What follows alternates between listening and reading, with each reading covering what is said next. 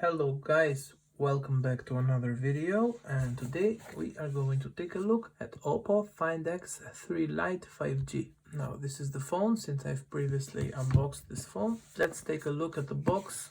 This is a phone that it's mainly sold in Europe, and these are the countries that you can find this phone. As we can see here, the phone started its life at Android 11. Now, as we can see, this is a big box and we expect a lot of things inside of it. Here, it's obvious, we have a gel skin case and the usual paperwork.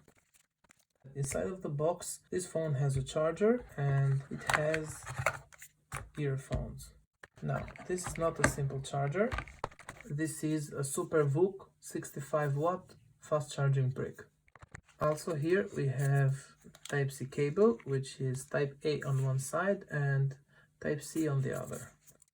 Also we have a set of earphones.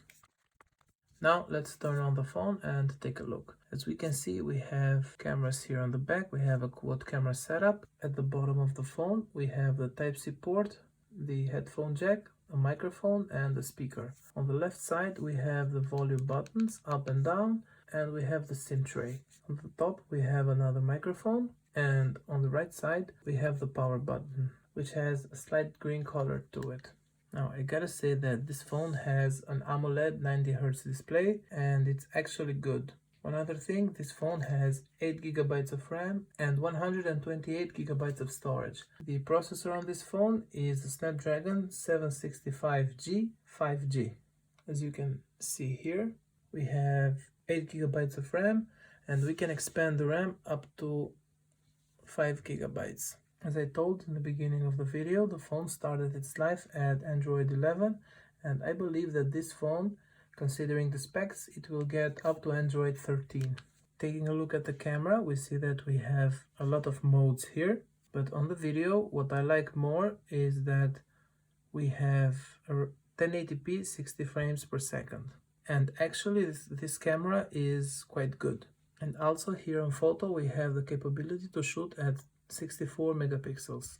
The zoom on this phone can go from 0.6 up to 20 times zoom. And here on more we see some other modes that this camera app has. We have dual video, slow motion, time lapse, movie, expert, extra HD, panorama, text scanner, macro and sticker. Now this phone will be good for gaming because it has good specs, and it will be good overall for most of things. If you are looking for a budget phone, this is the phone to get. If you live in Europe and you don't want to spend a lot of money, I recommend you get this phone. Now, final thoughts. Playing around with this phone feels very smooth. The colors on the display are very good. One final thing before I close the video, let's open a YouTube video and test the speaker.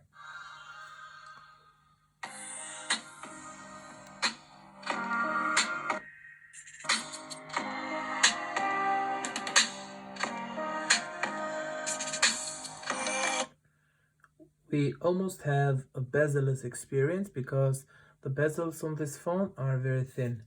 But unfortunately we have only one bottom firing speaker, which I must say is loud.